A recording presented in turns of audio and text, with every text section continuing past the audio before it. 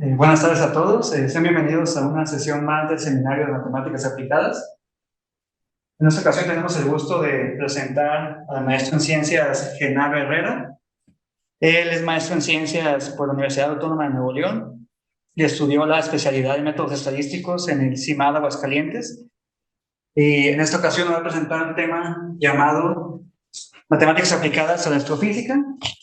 Muchas gracias, Genaro, por aceptar nuestra invitación y te cedo la palabra. Sí, sí me escuchan, ¿verdad? Bueno, muy bien, muchas gracias. Bueno, pues vamos a comenzar. Pues bienvenidos al seminario de matemáticas aplicadas. Y mi nombre es Genaro Herrera. Agradezco mucho la presentación que acaban de hacer. Y bueno, en este caso, yo decidí, no sé si podamos como que bajar a lo mejor un poco el volumen porque como que me escucho doble o así lo podemos dejar. Acá no se escucha doble. No sé si tienes. O. Ya ve. ¿Sí? ¿Se escucha mejor? A ver. ¿Ya se sigue escuchando eco? Sí, igual los dos, casi al mismo tiempo.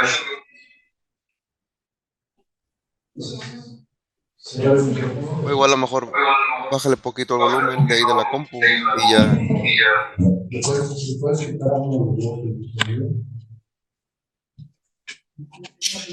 que no tiene micrófono. Ya lo apagué. No. El de acá.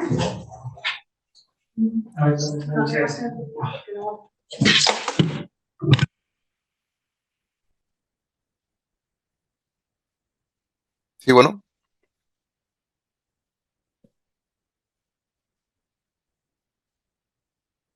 Sí, sí me escuchan ahí. Yo sí ya dejé de oírlos.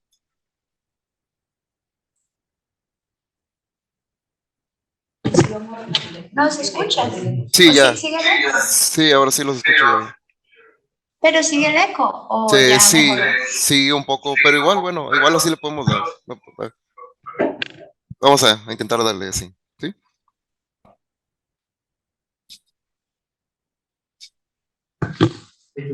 Sí.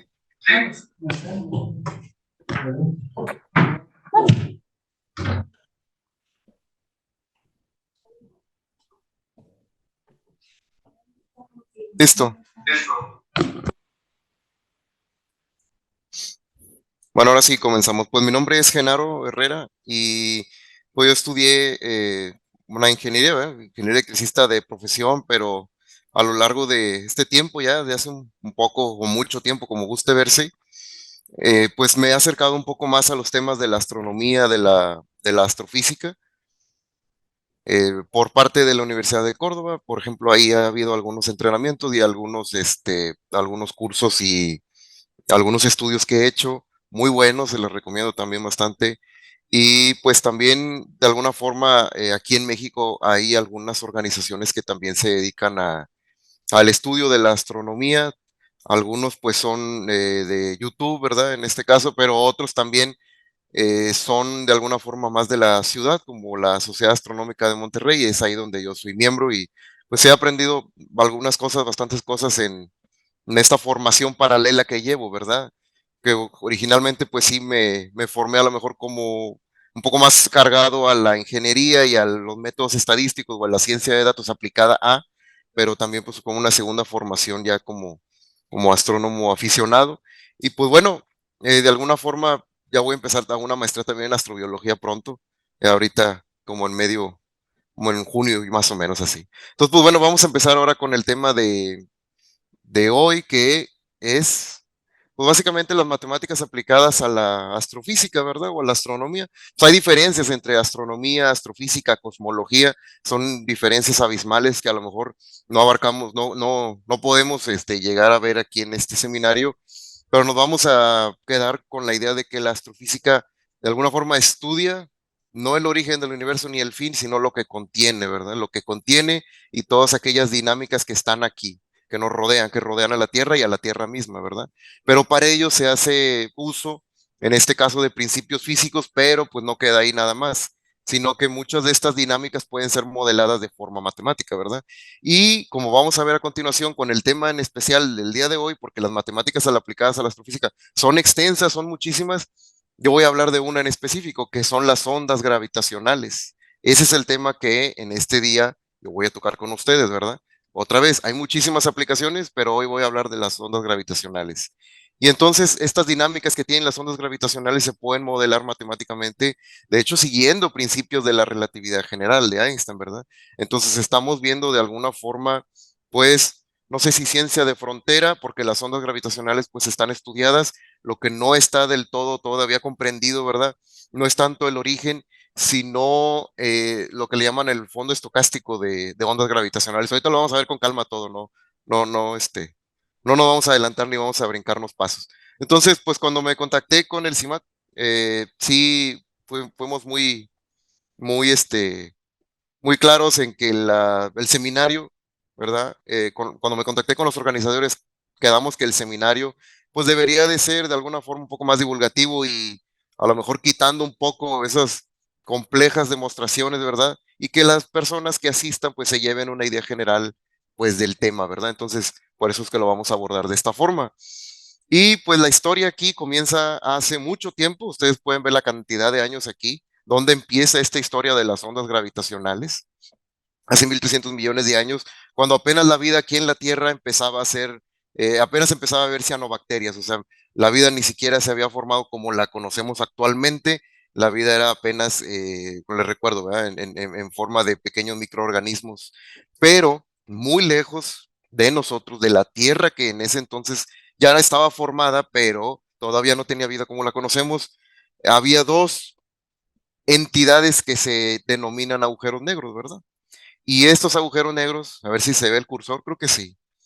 Aquí tienen una cosita que se llama horizonte de eventos, que es toda la esfera negra, y todo el disco de acreción, que es esta cosa roja que está aquí, que es todo el material que cae al agujero negro o que está en proceso de caer a un agujero negro, pero que se queda concentrado aquí. Entonces, esto es una representación, no quiero decir artística, está entre medio camino en ser artística y ser técnica, porque ya hay imágenes de agujero negro, ustedes los pueden verificar. Por ejemplo, de Sagitario A o de M87, ustedes lo pueden ver, pero las pongo aquí para darnos una idea de cómo se verían, ¿verdad? De hecho, hasta películas ahí también han intentado dar aproximaciones. Entonces, estos dos agujeros negros, ¿verdad? Estaban de alguna forma orbitando, girando entre ellos así, ¿verdad? Muy lento y luego cada vez más rápido. Estaban girando en un centro equivalente, ¿verdad? De gravedad. Pero luego empezaron a girar más rápido, más rápido, más rápido, hasta que se hizo una coalición de agujeros negros. No colisión, porque la colisión la entendemos como que chocan y se van o chocan y se destruyen. Es más una coalición. O sea, son dos objetos que finalmente se juntan y forman uno nuevo. Entonces, cuando estos objetos están haciendo esto, ¿verdad? Y cada vez más rápido, están produciendo en el espacio-tiempo que los rodea ondas gravitacionales. Ustedes pueden ver a lo mejor la magnitud de la frecuencia aquí, que es pequeña y una longitud de onda determinada, pero conforme estos agujeros negros empiezan a girar cada vez más rápido y colisionar, nosotros tenemos este transitorio de alta frecuencia, ¿verdad?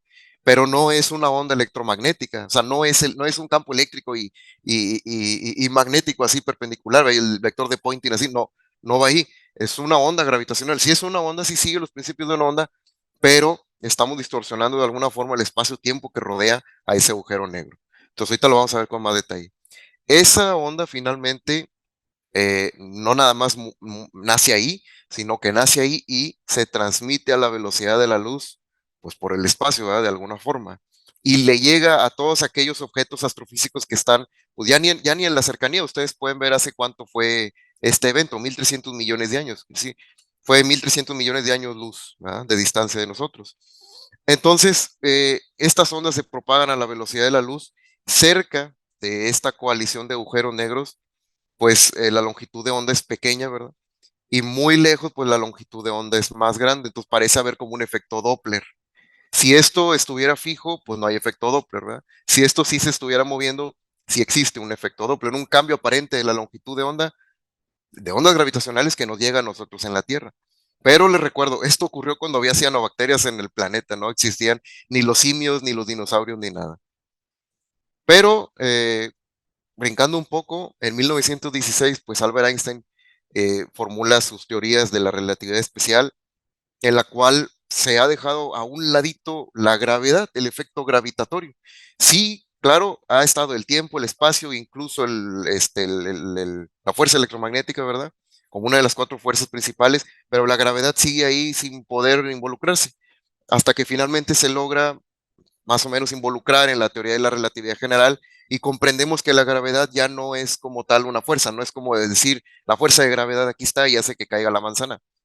No se entiende ya como una fuerza, sino como el producto de una deformación del espacio-tiempo. O sea, es un efecto de que exista algo tan bromoso, tan pesado, tan denso, que alrededor de él curve ese espacio-tiempo, ¿verdad? Y esa curvatura es la que nos da la sensación de una gravedad, que existe una gravedad, que los objetos caen. Entonces, lo que pasó con esta teoría de la relatividad general es que se propuso una ecuación, ahorita lo vamos a dejar así como una ecuación, ahorita lo vamos a explicar con más detalle eso, como una ecuación de campo en la cual se utilizan se utilizan tensores aquí para describir cómo la materia curva el espacio-tiempo y cómo el espacio-tiempo le dice a la materia cómo moverse en órbitas elípticas, a lo mejor en una órbita hiperbólica, no lo sé, pero la curvatura del espacio-tiempo le dice a la materia cómo moverse. Entonces, finalmente nosotros podemos entender esto eh, como si los objetos astrofísicos siguieran líneas geodésicas, ¿verdad? Hagan de cuenta, mi puño está aquí y aquí tengo dos puntos y yo quiero el trayecto más corto curvo, porque es una superficie curva, entre estos dos. Entonces yo me puedo ir para acá, yo me puedo ir así, pero pues finalmente el trayecto más corto es de un nudillo a otro, ¿verdad? Entonces esa distorsión en el espacio-tiempo le dice a la materia cómo moverse. Entonces lo que nosotros vemos, ¿verdad? Con estas ecuaciones y con otras ecuaciones anteriores como las de Kepler, es que los planetas siguen órbitas elípticas, ¿verdad? Y no solo los planetas, las lunas y demás, con cierta excentricidad. Entonces, volviendo a la ecuación, esta de campo, que son muchas ahí embebidas, ahorita lo vamos a ver, nos dice cómo podemos entender el tensor de Einstein, ¿verdad?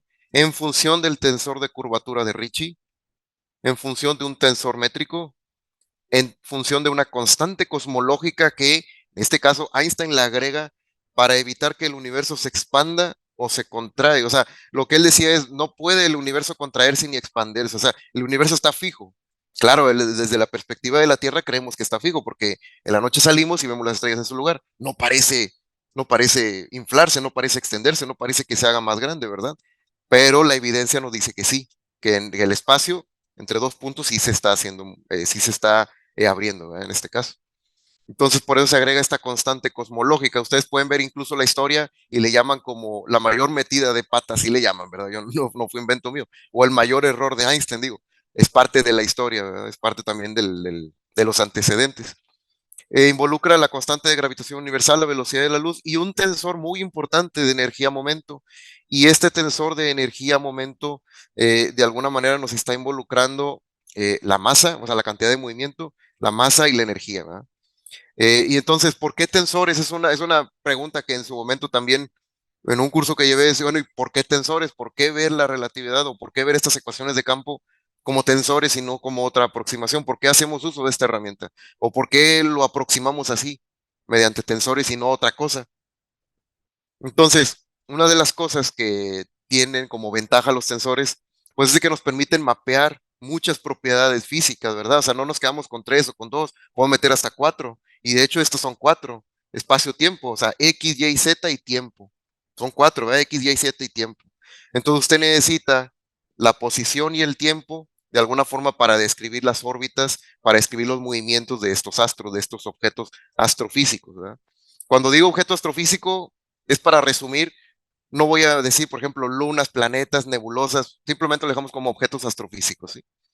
Entonces, estos tensores, de alguna forma, aunque usted cambie la base con la que está trabajando el tensor, ahí está, los componentes igual cambian, pero el tensor ahí está y eso es bueno, porque podemos ver el espacio a lo mejor como en X, Y, Z, o lo podemos ver en coordenadas cilíndricas, o lo podemos ver en coordenadas esféricas, o lo que sea, según lo que nosotros estemos utilizando, y el tensor ahí va a estar, el mapeo es el mismo, ¿verdad? El mapeo de las cantidades físicas es el mismo, de materia, energía, X, Y, Z y tiempo, va a ser el mismo, entonces nos da cierta universalidad, ¿sí? Entonces, por ejemplo, aquí era algo que yo quería tocar con ustedes, que esta ecuación de campo en realidad es un total de 10 ecuaciones de campo. ¿Por qué? Porque estos tensores tienen la propiedad de simetría. Entonces, realmente, si nosotros estamos manejando X, Y, Z y T en una matriz como esta, pues realmente valores únicos y diferentes, solamente nos quedamos con 10, ¿verdad? No, los demás, pues sí son simétricos de alguna forma, pues, forman parte de esa simetría, pero son valores repetidos que están por acá, ¿verdad? Según la matriz, como usted la haya construido. Pero en este caso, como tenemos 4, solamente nos quedamos con un total de 10 posibles valores, 10 posibles magnitudes diferentes entre sí. Y eso a lo mejor nos da un poco de ventaja, pues sí, de un total de 16 ecuaciones, la resumimos a 10. O sea, uno puede decir, pues qué oferta, ¿verdad? O sea, ya la resumimos de 16 a 10. Pues sí, es una ventaja, la verdad, aunque son muchas, pero es una ventaja tenerlo así en 10, ¿verdad? Ahora, estas ecuaciones de campo no son sencillas. En su tiempo, solamente una persona que fue Schwarzschild, o Schwarzschild, ¿verdad? Carl Schwarzschild, fue uno de los que propuso una solución para las ecuaciones de campo de Einstein. Y estas soluciones no son como, bueno, la solución y igual a 4. No son así, no son soluciones de ese tipo. Son geometrías, de hecho, no son soluciones. O sea, lo que Schwarzschild propuso no es como y igual a 5, y igual a 4 y con eso ya acabé. No, él propuso geometrías que de alguna forma satisfacen estas ecuaciones. ¿Por qué? Porque estamos hablando de tensores que hacen o que hablan de curvaturas, ¿verdad? Son tensores que hablan no nada más de la materia o de la energía, sino también de superficies que no son del todo planas. ¿Verdad? Son curvas y esa curvatura pues es complicada de manejar a veces. Entonces no podemos entregar un valor así tal cual si no entregamos geometrías, ¿verdad? Entregamos un modelo y eso fue lo que hizo Schwarzschild. Ahora, con las técnicas modernas de cómputo y todo eso, claro que las ecuaciones de Einstein se pueden abordar, pero en esos tiempos era complicadísimo, la verdad, estar encontrando soluciones así. Pero para acabar pronto, estas ecuaciones de campo nos dicen cómo el espacio-tiempo alrededor de un objeto, ¿verdad? Distorsiona el espacio-tiempo que hay ahí, ¿verdad? Ustedes pueden ver que de alguna forma se hacen rutas geodésicas alrededor de un objeto que esté por ahí, como la Tierra, como la misma Luna, a pesar de que esté pequeña, la verdad es que sí produce un cambio. ¿Quién produce un cambio mayor? El Sol. Por eso es que los planetas orbitan alrededor del Sol, ¿verdad? La Tierra produce esta misma distorsión para la Luna, sí, por eso es que la Luna rota alrededor de la Tierra. Y así con el centro galáctico, y así con la gran pared de Hércules y muchísimos otros objetos astrofísicos, ¿verdad? Entonces el espacio está formado realmente de curvas.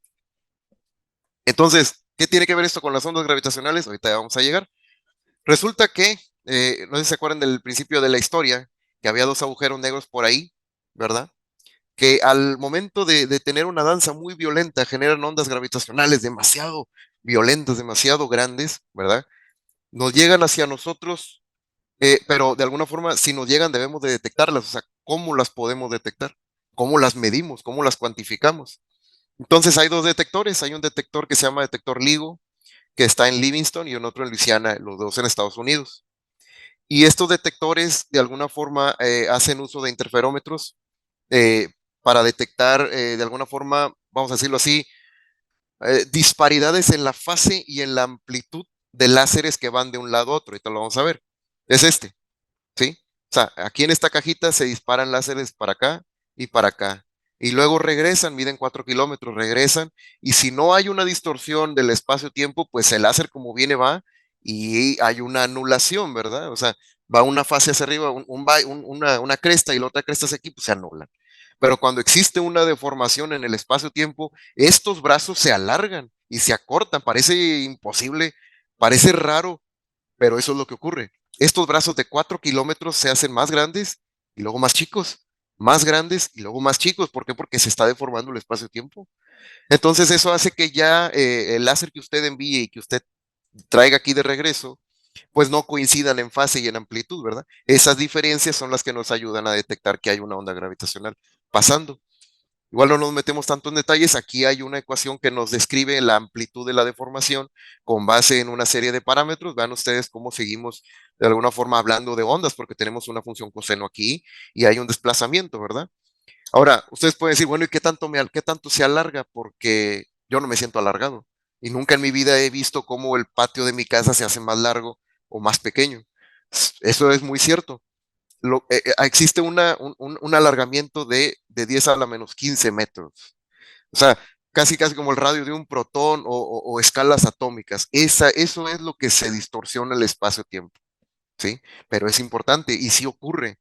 Entonces, de alguna forma, todo el tiempo nos estamos contrayendo, nos estamos comprimiendo y haciendo más largos y más anchos en esta magnitud de 10 a la menos 15, ¿verdad? Más o menos. Entonces yo aquí les pongo, por ejemplo, que este brazo mide 4 kilómetros y esta es su distorsión, ¿sí? Estos brazos que están aquí del detector LIGO y es su distorsión. Ahora, lo que a los científicos les llegó fueron gráficas como estas nada más. O sea, oscilaciones y llega un contenido en frecuencia y llega a lo mejor residuos, incluso un barrido de frecuencia. La cosa es, pues sí, qué bueno que ya tenemos esta información. ¿Y eso qué nos dice de los agujeros negros? O sea, ¿qué métodos estadísticos, matemáticos, físicos, lo que sea, aplicamos para conocer de dónde vienen estas ondas gravitacionales? Porque tenerlas ahí en papel, pues está muy bien. Pero si no me dice esta gráfica o si no sé cómo trabajar estas señales con ruido y filtradas para saber de dónde vinieron, cuánto pesaron los agujeros negros, a qué distancia estaban y si representan un peligro, pues de nada sirve. Entonces, por eso es que hay unos métodos matemáticos buenos que sirven para analizar estas formas de onda, ¿verdad? Y principalmente hacen uso de la frecuencia. Quiero que vean aquí, por ejemplo, cómo ese vaivén, ¿verdad? Ese baile que tenían los agujeros negros que cada vez fue más rápido y más violento hasta que colisionaron, produce un barrido de frecuencia así. Fíjense el tiempo, punto 30, punto 45, y pasó desde los 30 hasta los 500 Hz. Entonces fue como, ¿verdad? Muy rápido, como el chillido más o menos de un murciélago, más o menos. De hecho, estos patrones de onda se parecen mucho, ese espectro de frecuencias. Entonces, ¿qué hacen? ¿Qué es lo que sigue? Bueno, trabajar con la longitud de onda o la frecuencia que llegó. Lo primero en lo que se está interesado es, bueno, a ver, independientemente de la fuente, hubo una fuente. ¿Esta fuente se está acercando a la Tierra o se está alejando o está fija? Eso es lo más eso es una de las cosas más importantes, pero por eso se empieza. Ahorita me encargo de la fuente. Quiero saber si viene para donde yo estoy, va para allá o está ahí fija. Entonces se hace uso de la longitud de onda observada y de la longitud de onda emitida para nosotros calcular una cosa que se llama corrimiento al rojo. Y sin ponernos muy técnicos a lo mejor, imagínense el efecto Doppler, o se basa en el efecto Doppler, y nos podemos imaginar un auto, por ejemplo, que viene de muy lejos o una ambulancia, no escuchamos la sirena siempre con la misma tonadita, ¿verdad? O sea, cuando está cerca de nosotros se oye de una forma, está lejos se oye de otra y va pasando por allá y se oye de otra. Ese cambio aparente en la longitud de onda que percibimos nos permite a nosotros o a los astrofísicos, ¿verdad? Calcular el corrimiento al rojo, ¿verdad? Y entonces esto tiene un valor positivo o negativo. Positivo es si esa fuente que produce ondas se está alejando y negativo es si esa fuente que produce ondas se está acercando hacia donde yo estoy. Los cálculos indicaron que tenemos un corrimiento al rojo de 0.09, casi cero, pero es positivo, entonces se va alejando de nosotros, ¿sí? Entonces, esa fuente de ondas gravitacionales lo que estaba haciendo era, sí, claro, estaba por ahí produciendo ondas y todo, pero se estaba alejando de la Tierra. En aquellos tiempos, cuando había cianobacterias aquí en la Tierra. Aquí está, es algo un poquito más aproximado, o sea, está aquí la Tierra. Vean ustedes cómo la longitud de onda es más larga para acá la Tierra y cerca de ellos, de los agujeros negros, pues es más corta, ¿verdad? Entonces, en esa diferencia nosotros podemos calcular ese corrimiento al rojo y nosotros saber que esta danza de agujeros negros se estaba alejando de nosotros, de la Tierra. Ahora, ya sabemos ahorita, tan solo así, ya se sabe que se estaban alejando. Ahora, déjame regresar tantito. No sé si ven ustedes aquí que hay como una gráfica gris y luego una roja. O sea, ahí está reconstruida, ¿verdad? Hay un template y luego se hizo por onduletas y luego está reconstruida numéricamente. ¿Sí? Bueno, vamos a ponerlo así, utilizando las ecuaciones de campo, nosotros podemos hacer simplificaciones para resolverlas. Y se pueden utilizar, por ejemplo, simplificaciones como simetría y homogeneidad. Simetría es, bueno, yo voy a aplicar las ecuaciones de campo para un objeto simétrico, como un cilindro, como una esfera. Y homogeneidad es suponer que lo que ocurre en este lugar del espacio ocurre en todos los lugares del espacio. O sea, son de alguna forma simplificaciones que se tienen que hacer, ¿sí? Para resolver estas ecuaciones de campo de Einstein. Entonces, a lo mejor a alguien se le ocurre alguna otra geometría, etcétera, pues igual, pudiera a lo mejor darse, pero el hecho de tener simplificaciones así nos ayuda a resolver mejor esas ecuaciones, ¿verdad? Y de hecho ha traído soluciones astrofísicas y cosmológicas bien raras que al final las vamos a ver. A lo que yo quiero llegar es de que con estas ecuaciones de campo y haciendo un modelo de dos objetos astrofísicos que están colisionando, se obtiene la forma de onda gris, ¿verdad? Y cuando se empata con los resultados que tenemos, son básicamente los mismos. Entonces a lo que yo voy es, con estas ecuaciones de campo, se asumen, sí, se asumen muchos escenarios, bastantes, y para todos hay una caracterización de escenarios, que si fue una supernova la que ocasionó estas ondas gravitacionales, que si fueron dos agujeros negros, que si es un pulsar es una estrella que está girando muy, muy, muy rápido, que si es una supernova, que si fue lo que sea, ¿sí? Entonces, aquí lo que se vio es, esta forma de onda empata muy bien con dos objetos astrofísicos que están por ahí danzando y que colisionan.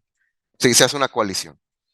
Entonces, con eso en mente es, bueno, ya vimos que no se parece a una supernova, no se parece a un asteroide chocando, no se parece a un pulsar. Esta forma de onda se parece mucho, según lo que nosotros tenemos en nuestro template, o nuestro, sí, este template de curvas, se parece mucho a dos objetos danzando. Entonces vamos a pensar en que son dos objetos que tienen masa. Ahora, hay que calcular esa masa. Hay una ecuación que se llama ecuación de masas chirp o chirriante. El inglés a veces no es muy, o sea, no es sencillo a veces empatar palabras en español con inglés, ¿verdad?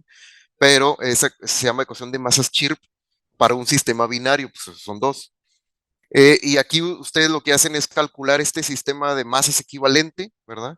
Y mediante la frecuencia observada, la cual ya la tenemos, ya nos llegó en forma de gráficas, y la razón de cambio de esta misma frecuencia, nosotros podemos resolver esto y obtener las masas de esos agujeros negros que estaban ahí danzando. Entonces, fíjense cuál fue el resultado. 36 masas solares tenía un agujero negro y el otro tenía 29. O sea, lo que pesa el Sol, nomás, imagínense lo que pesa el Sol por 36 y por 29. Entonces, ese era el peso de estas dos masas, de estos dos agujeros negros que estaban ahí, ¿verdad? Entonces se hace uso de esta ecuación, de alguna forma, pues puede ser compleja, puede ser simple, eso ya depende también de la información que nosotros vayamos obteniendo. Ahora, como esta frecuencia de alguna forma pues va cambiando en el tiempo, pues no es como que yo agarro la primera frecuencia y ya, ¿verdad? O sea, se hace un barrido en el tiempo, se hace un barrido de masas también. Y otra cosa también importante es, bueno, muy bien, ya sabemos que se está alejando, ya sabemos que eran dos cosas que pesaban mucho, ¿de dónde vienen? O sea, si yo me asomo al cielo y veo, por ejemplo, la constelación de Orión, o sea, vienen de Orión, vienen de Tauro, vienen de Libra, vienen de la constelación de Ofiuco, ¿de dónde vienen? O sea, ¿de dónde se percibieron estas ondas gravitacionales? ¿Cuál fue el origen? Bueno, hay muchas técnicas estadísticas muy complejas, iterativas, por decir que Monte Carlo fue el más sencillo que se ha utilizado, en las cuales aquí les dejo el paper para también verlo luego, en las cuales se puede aproximar una región de donde vienen las ondas gravitacionales. Pero estamos hablando de ondas, o sea, no es un láser, no es como que yo tenga un láser y le haga así a la cámara, o sea, son ondas, ¿verdad? No es tan sencillo decir vienen de allá, estamos hablando de una onda como tal. Pero sí hay formas de poder mapear regiones, ¿verdad? Con diferentes algoritmos, lo que se hizo fue mapear el cielo y se descubrió que diferentes métodos dan una zona en común. Por eso es que ustedes ven rojo, verde, amarillo, lo que sea, pero dan una zona en común, ¿verdad? Entonces uno puede decir, pues no me dijo nada. O sea, yo esperaba ver un punto. Yo esperaba que me dijera una coordenada o algo. O sea, esto no me dice nada. A lo mejor si nosotros pensamos así, no nos dice nada. pero en términos astrofísicos esto se le conoce como el fondo estocástico de ondas gravitacionales. Quiere decir que por muchos lugares, en diferentes tiempos, de día o de noche, estamos siendo bombardeados por ondas gravitacionales, de púlsares, de soles que estallan como una supernova, de otros agujeros negros, de colisiones de asteroides, de muchas cosas. Eso se le conoce como fondo estocástico de ondas gravitacionales. Porque es un fondo, o sea, finalmente está en el espacio y es un fondo, como el fondo cósmico de microondas, ¿verdad? Es un fondo finalmente. Y es estocástico porque pues no podemos decir, viene así tal cual de esa dirección. O sea, hay una región grandísima tan solo para estas masas, o sea, para este tipo de señales que se detectaron. Yo quiero que sepan que se han detectado muchas, no ha sido la única. Se han detectado señales incluso más potentes que esta y no vienen de ahí, vienen de otros lados. Por eso es un fondo estocástico de ondas gravitacionales. Ah, y que no tienen el origen en agujeros negros, tienen origen en otras cosas, tienen origen en otros objetos, todavía más raros incluso. Entonces, lo que se vio ya así como para terminar, ¿verdad? Fue que el agujero negro primario tenía 36 masas solares, ya lo habíamos visto, 29 el otro, la coalición tiene 62 masas solares. Si ustedes hacen la suma van a decir, pues no me da 36 más 29, no da 62. Entonces, ¿qué pasó con el restante, no? Entonces, tres masas solares, lo que pasó con esas tres masas solares es que se convirtieron en energía. Y esa energía fue a través de las ondas gravitacionales, ¿verdad? O sea, se fue y viajó hacia nosotros. Entonces, esa es una de las cosas más importantes, que no precisamente esa coalición eh, te permite tener la misma cantidad de masa solar, o sea, siempre hay una pérdida. Y eso coincide con muchas leyes de la termodinámica. Se calculó también el spin. El spin es simplemente el giro. O sea, la Tierra tiene lo que le llaman en inglés spin, una rotación. Pues claro, nosotros rotamos y los agujeros negros también rotan. Por eso esta cosa naranja que se llama disco de acreción está así, ¿verdad? No sé si vieron Interestelar o así, otras películas. Está una esfera negra y tiene un disco de acreción que gira, o sea, le hace así, ¿verdad? Pues, entonces tiene un spin, tiene una rotación. Y ese spin tiene como tope la velocidad de la luz, ¿verdad? Cuando dicen por ahí en las películas y documentales de que la luz no puede escapar de los agujeros negros, es porque la velocidad de escape de los agujeros negros es similar a la de la luz. Por eso, o mayor cuando usted supone una singularidad, un punto en el espacio-tiempo. O sea, no supones un rectángulo, un cuadrado, ni una esfera, sino un punto, tal cual. Por eso se dice que no puede escapar la luz, ¿verdad? Porque la velocidad de escape que necesita la luz es la misma que la que tiene, o más que la que tiene, teóricamente, entonces se queda ahí, ¿sí? ¿Qué nos dice este punto 67? Véanlo como un porcentaje, está al punto 67 de la velocidad de la luz, que como quieres muchísimo, está rotando a una velocidad muy grande. Esta es la distancia de la luminosidad. No sé si ustedes ven aquí 410 megaparsec.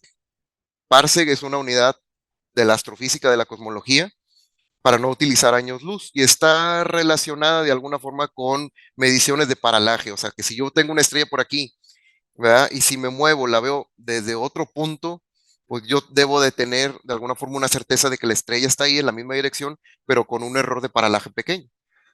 En términos muy rápidos, muy grosso modo. Entonces está la definición de parsec, ¿verdad? Que es una distancia a la cual tú vas a tener un error de paralaje muy pequeñito y tienes una medición confiable. Entonces se utilizan parsecs. Entonces vean ustedes cuánto equivale, ¿verdad? 3.26 años luz. Pero megaparsecs y luego 410, pues es mucho, que es básicamente la distancia que les puse anteriormente. Y luego vean ustedes el corrimiento al rojo, ya lo vimos, ¿verdad? Al inicio fue lo primero que vimos, 0.9. Quiere decir que se alejaban esos agujeros negros de nosotros. Ahora, aquí hay una cosa que se llama radio de Schwarzschild, que fue señor que pudo dar una solución de las ecuaciones de Einstein en aquel tiempo, sin computadoras tal cual, el cual describe que el radio de un agujero negro está ligado a la masa del agujero negro, ¿verdad? La constante de gravitación. Entonces, la masa va ligada con un radio o al revés. Entonces, ustedes pueden ver, por ejemplo, este agujero negro final de 62 masas tiene un radio de 183 kilómetros, ¿verdad? Y vean ustedes el campo gravitacional en fuerzas G que tiene. Eso es muchísimo. O sea, realmente, o sea, aquí en la Tierra es 9.81. Y esta cantidad grandísima por 9.81 es algo que hasta no podemos imaginarnos el gran campo gravitacional que tiene ese agujero negro, ¿verdad? Resultante. Bueno, esa es otra forma nada más de ver los resultados. Uno es en tabla, puede ser, sí. Y la otra, pues para comprenderlo, es que en la Tierra había cianobacterias, había dos agujeros negros girando, se juntaron tanto, colisionaron, había masas. Tres de ellas vinieron hacia, bueno, fueron hacia todas partes, pero aquí la vida se desarrolló y lograron tener detectores que calcularon que tres masas solares constituyen una pérdida, ¿verdad? De esa coalición y que finalmente estos agujeros negros se estaban alejando de nosotros en aquel tiempo, ¿sí? Entonces vean ustedes cómo esto fue, creo que en el 2017, me parece, 16, o sea, ya tiene tiempo. A lo que yo quiero llegar es de que vean ustedes que estamos viendo no algo que pasó ayer, algo que pasó hace muchísimo tiempo. Entonces, lo que nosotros, o sea, si alguien dice, quiero apuntar hacia la constelación de Scorpio y ver qué hay ahí a 100 años luz, pues lo vas a ver mucho tiempo después, no es ahorita, no es inmediato, ¿sí? Entonces, lo que nosotros vimos, o lo que se detectó ahí en ese laboratorio LIGO, fue algo que ocurrió hace muchísimos años en el tiempo. Ahora, una última cosa ya para cerrar. Recuerdan que yo les dije que estos brazos del LIGO del detector se hacían más largos y luego más chicos, más largos, más chicos, y esa interferometría, o sea, el principio de interferometría, producía un desfase en una no coincidencia en fase y en amplitud, y por eso podemos detectar las ondas gravitacionales. Bueno, uno puede decir, bueno, pero, o sea, no me imagino yo cómo las ondas gravitacionales me llegan, o sea, yo me distorsiono en qué forma, o sea, a lo largo nada más, o cómo, ¿sí?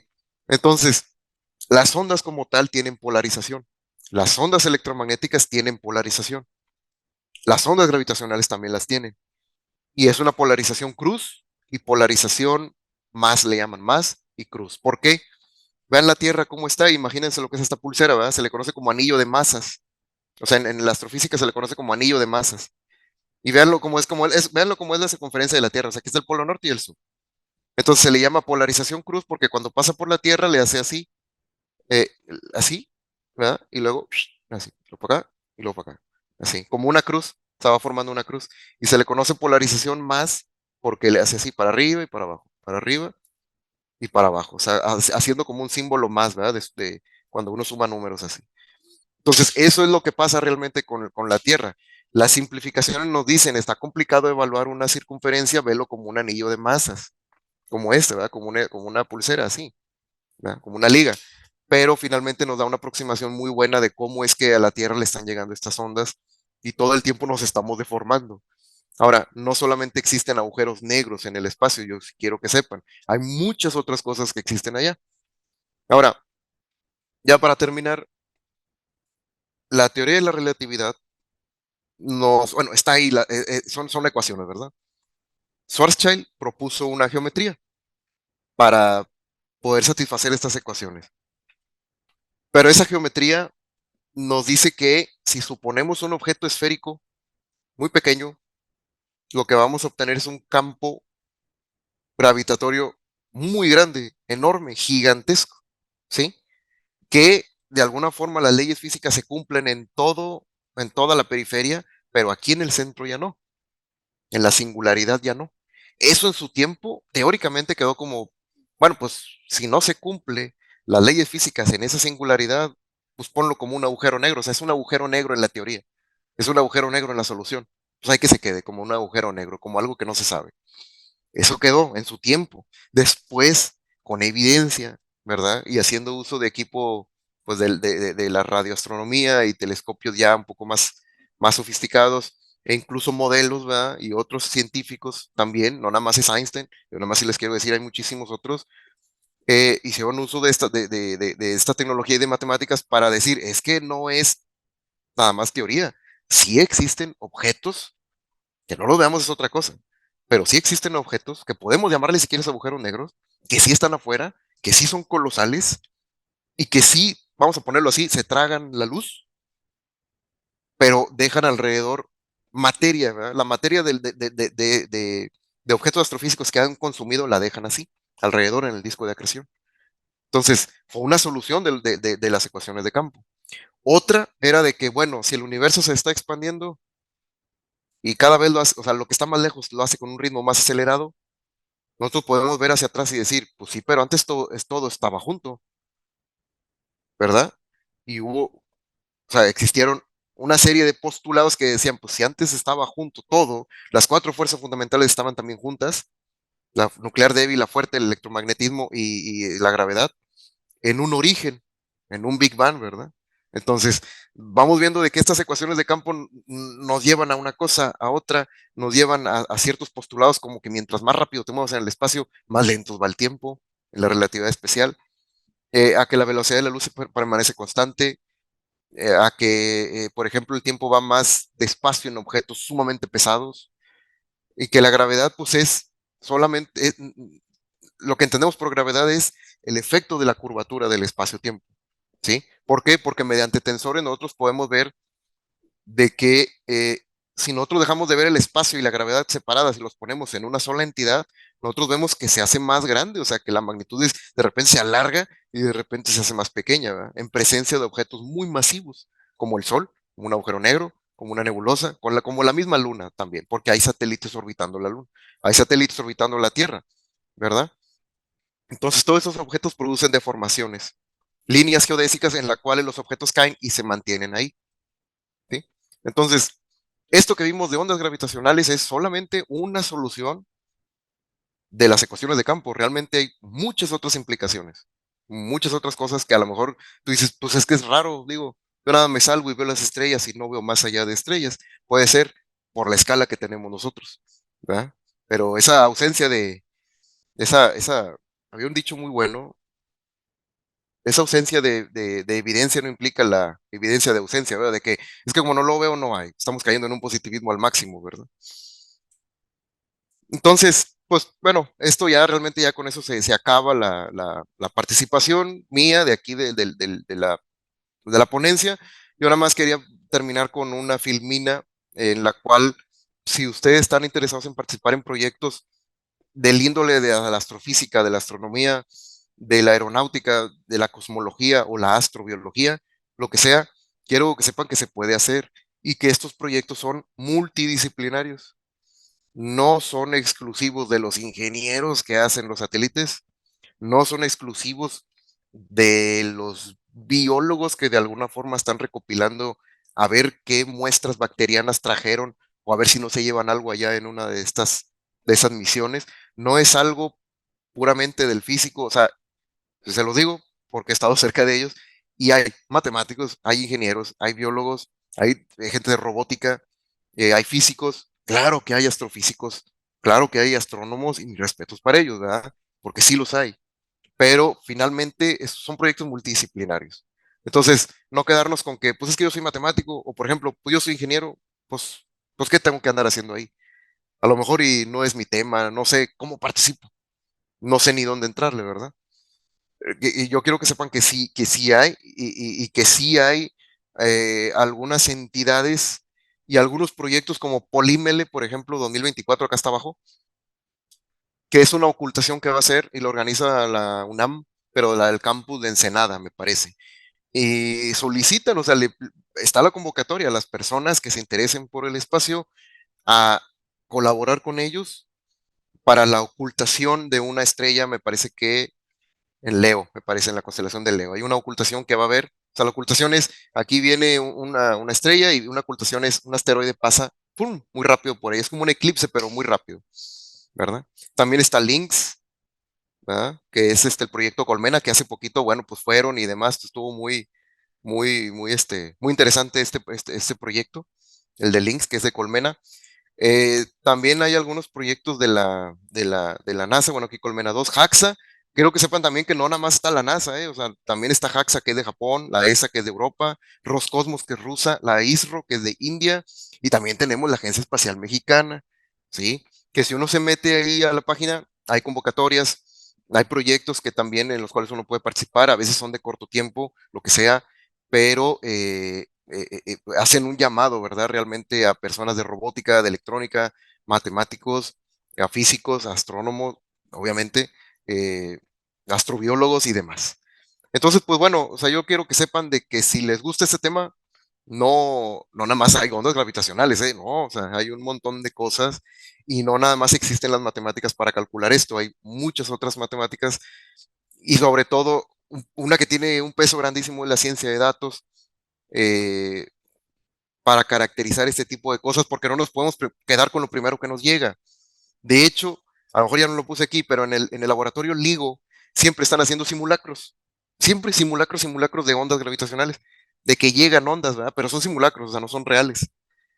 Y entonces tienen una base de datos grandísima de ondas que fueron simulacro, ¿verdad? Y ondas que sí llegaron. Y entonces hacen análisis para las ondas simulacro y para las ondas que sí llegaron y debe de haber diferencias. O sea, no puede decir, fíjate que me llegó una onda y la confundí con simulacro y pues bueno, calculé mal. O sea, sí hacen un trabajo grandísimo en ciencia de datos, eh, de significancia estadística y demás para decir, con tanto por ciento, con este intervalo a lo mejor de confianza o con este, a lo mejor con tanta, no seguridad, ¿verdad? Pero con esta evidencia, yo te puedo decir que sí fue una onda gravitacional la que detectamos y no fue un simulacro o una señal, la que le llaman dummy, ¿verdad? O sea, de juguete.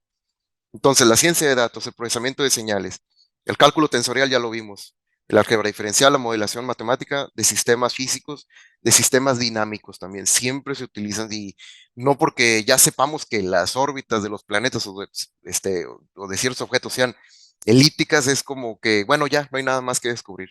No, realmente es un mundo, yo de veras se los digo, es un mundo enorme, ahora sí que es un universo enorme de cosas en las cuales uno puede participar tanto localmente como en otros países también, ¿verdad?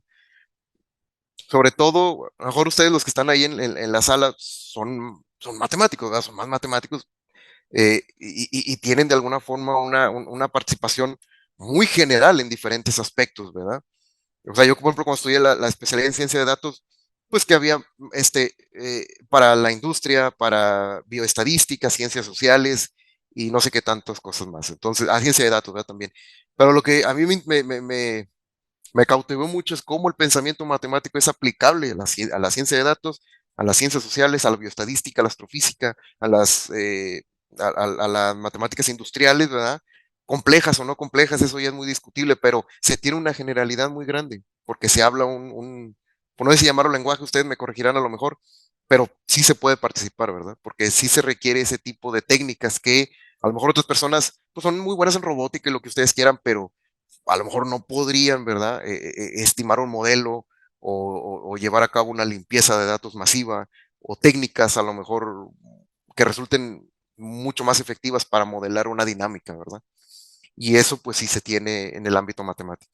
Entonces, como les comento, esto es multidisciplinario. Y he estado en dos sociedades astronómicas y pues hay astrónomos, pero pues hay otras, hay otras carreras, ¿verdad? Hay otras personas que estudiaron a lo mejor otras cosas que no tienen nada que ver y no importa, el cielo es de todos, eso sí quiero que se lleve. Yo creo que es lo más importante que pueden saber hoy, el cielo es de todos y es de ustedes también, ¿verdad? Todo el mundo puede participar. Entonces, pues ya con eso termino. Quiero terminar con una frase nada más de Maestro Galileo, que dice que donde los sentidos fallan, la razón debe intervenir, ¿verdad? El espacio, el universo, nosotros lo vemos negro con puntos, nada más, pues estamos limitados por la vista. Pero si utilizamos la razón, la técnica, las matemáticas, la ciencia, la física, la tecnología y demás, estamos aplicando la razón para no nada más quedarnos con lo que vemos a simple vista, sino poder entender que pues más allá, ¿verdad? Hay otras realidades, hay otros objetos, hay cosas mucho más monumentales, grandísimas y sobre todo pues muy, muy bonitas, ¿verdad? Muy, muy bonitas, muy interesantes. Entonces, pues bueno, yo con esto concluyo y pues muchas gracias por la atención y pues igual quedo a algunas preguntas que puedan tener. Agradecemos a la maestra Romero.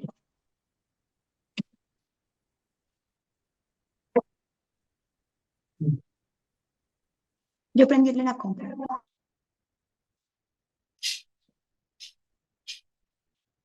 ¿Sí? ¿Preguntas?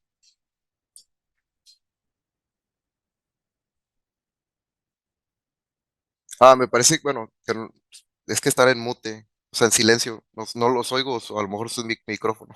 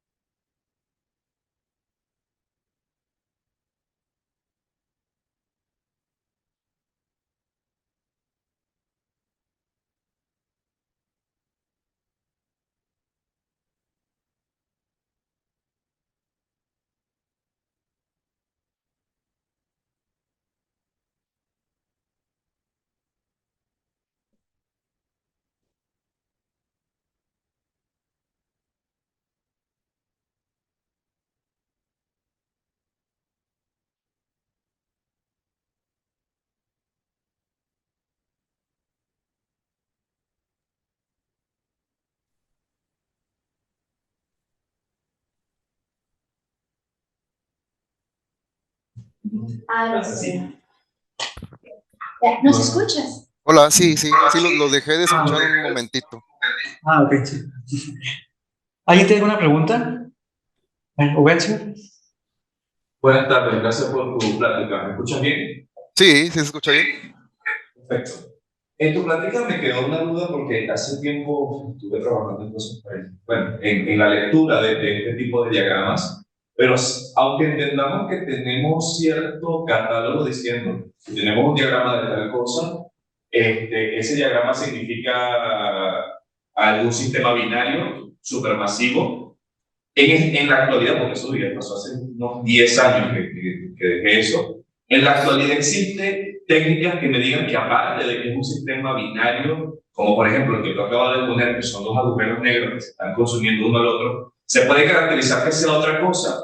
Por ejemplo, dos estrellas supermasivas que se están comiendo una a la otra, o un agujero negro cercano a a una estrella supermasiva, donde ocurren fenómenos también de altas energías y que también es importante ver con estas técnicas que tú me estás describiendo. Sí, gracias por la pregunta. De hecho, prácticamente ya la ha respondido usted con con sus palabras. De hecho, sí existen, tengo entendido, otras técnicas para estimar de alguna forma posibles fuentes, ¿verdad? Y estas fuentes, sí, como usted dice, son a veces dos estrellas. Por ejemplo, una más grande que la otra, sigue siendo un sistema binario, en la cual la pequeña a lo mejor ya explotó y está consumiendo la materia de la más grande, ¿verdad? Esa es una. Por ejemplo, el agujero negro M87 supermasivo, Sagitario A estrella o Sagitario A asterisco es supermasivo también. Y también nos han llegado, tengo entendido, algunas señales de ondas gravitacionales de esas fuentes, ¿verdad? Ahora, hay otras técnicas todavía un poco más avanzadas que se llaman timing array. Vamos a ponerlo así como un array de tiempo, ¿sí? En la cual se utilizan los púlsares de la galaxia. O sea, el púlsar es es una estrella de neutrones que está girando y de alguna forma expulsa materia colimada por arriba y por abajo, y son como faros. De repente nos llega su luz a la Tierra, así, pum, pum, pum. ¿Verdad? Eh, Estos púlsares se ubican por toda la galaxia y hay una técnica muy interesante que se llama Pulsing Timing Array, me parece, algo así se llama la técnica, pero la cosa es que hace uso de los púlsares. Si usted, por ejemplo, dice, bueno y sano el día sin una onda gravitacional, yo voy a tener un pulso seguidito con una frecuencia o con una longitud de onda tal, pip, pip, pip. Yo ya me sé cuándo esperar el pulso. Cuando existe una onda gravitacional, pero de una fuente mucho más masiva, como un agujero supermasivo, que ya no son agujeritos chiquitos, ese pulsar de alguna forma, con respecto a donde yo estoy, va a hacer esto, ¿verdad? O sea, se va a alejar un poco. Entonces, esos pulsos me van a llegar después y luego me van a llegar más rápido, después más rápido. Y es una técnica que están utilizando precisamente, pero para detectar nuevas fuentes de ondas gravitacionales. Ya no agujeros chiquitos, pequeños de 36 masas solares, sino de hasta casi como 500 masas solares. O agujeros negros supermasivos, como el que le comenté, que es Sagitario A, estrella y M87, ¿verdad? Y otros más, ¿verdad? Hay hasta incluso algunas hipótesis que hablan de estrellas de gluones como posibles fuentes también, ¿verdad? Pero sí, esta técnica es una de las más nuevas y tiene poco, a lo mejor tiene como unos 3 años, yo creo, que he visto que la están aplicando, ¿verdad? Y entonces se utilizan, como le comento, esa diferencia de llegada del pulsar, de la energía que nos avienta el pulsar hacia la Tierra, pero de todos los pulsares de la galaxia. Entonces, de alguna forma, si hay una onda gravitacional aquí, este pulsar, pues, de alguna forma viaja más rápido, vamos a decirlo así, es el que primero se ve afectado por esta fuente. Y el que está por acá en el otro brazo de la Vía Láctea, pues le llega la información después, ¿verdad? Entonces usted puede ver cómo existe de alguna forma, una deformación no homogénea en todos los pulsares, sino que de repente hacen así, ¿verdad? Y esa diferencia de llegada de esos pulsos, del pulsar, es la que nos dice, o es la que nos puede decir incluso en dónde viene la fuente. Sí. ¿Alguna otra pregunta? Yo, Fíjate. Genaro, muchas gracias por la plática, estuvo Hola. muy buena. Gracias, gracias. Oye, te quería preguntar, es que a mí no me quedó muy claro cómo hacían para medir lo de la deformación de las ondas gravitacionales cuando mostraste lo del experimento del espectrómetro, ¿sí? ¿Se llama así? Sí, El aparato que haces. sí, así Ok. es. Pero cada cuánto se repite el experimento o hacen una medición y se deforma o cada cuánto lo repiten o por cuánto tiempo hacen el experimento. Es que esa parte me dio como la idea de que todo el tiempo estaba cambiando esa medida, que a pesar de que era muy chiquita, como que todo el tiempo estaba como esa deformación constante. Entonces no me Sí, quedó muy claro. sí. Pregunta, por ejemplo, déjame ver si entendí la pregunta. Si, por ejemplo, siempre está encendido, o sea, se puede resumir así como que siempre está encendido el detector LIGO ahí, siempre lo tienen prendido. Hasta donde yo sé, sí está encendido, digo, ahí lo tienen funcionando, pero este detector está hecho solamente para detectar ondas de esa naturaleza, pero de baja energía. Es decir, fuentes binarias como estos dos agujeros negros sí producen ese tipo de ondas, pero no pasan de cierto rango. Entonces, ya se sabe que otro tipo de fuentes no se pueden detectar. Nada más solamente aquellas ondas gravitacionales que fueron producidas por objetos, ya sea binarios o singulares, que producieron ondas y que de alguna forma nos llega tal cantidad de energía de ellas. Ahora uno puede decir, pues o sea, la probabilidad de que eso ocurra siempre, pues no es mucha, entonces ¿para qué lo tienen encendido? Si no podemos saber, o sea, dices, si yo no puedo mapear todas las fuentes, solo mapeo una y no sé ni siquiera cuándo se va a encender, entonces ¿para qué lo tengo encendido? ¿Verdad?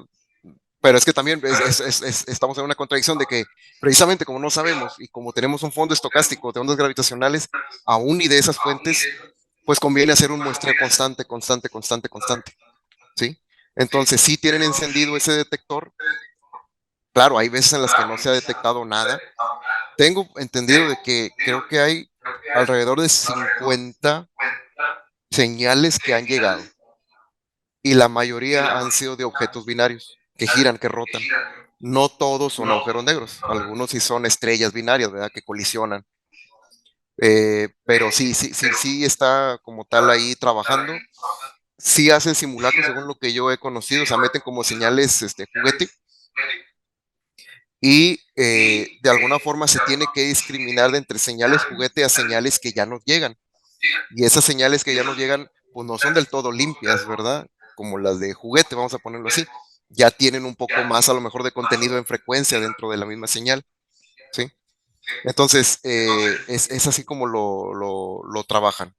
Y sí hacen, tengo entendido, pues estudios estadísticos, como te comento, ¿verdad? Para discriminar entre sí detecté una onda y ya pasó varias etapas de verificación de que sí es una onda real y no es una de las señales que constantemente vamos inyectando para, vamos a decirlo así, para que cuando nos llegue una onda gravitacional de a de veras, pues no nos emocionemos de más, ¿verdad?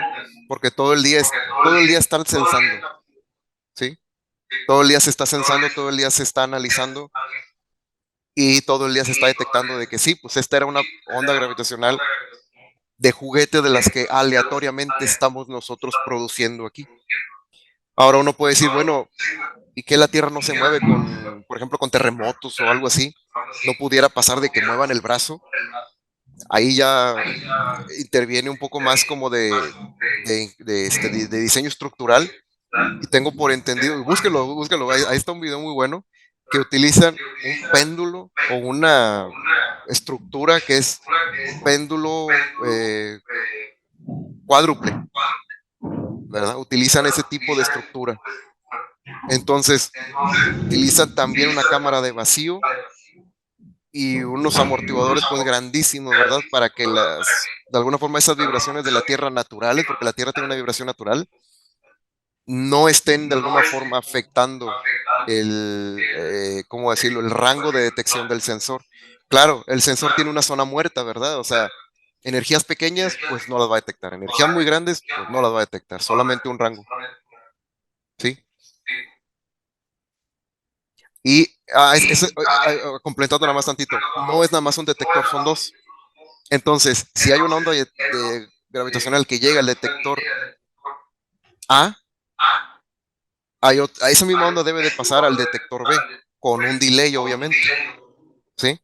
Pero ambos detectores deben de hacer la misma acción de analizar esas ondas y los dos tienen que coincidir, ¿verdad? O sea, necesitamos una evidencia, una evidencia que no sea la del propio laboratorio A, necesitamos el B.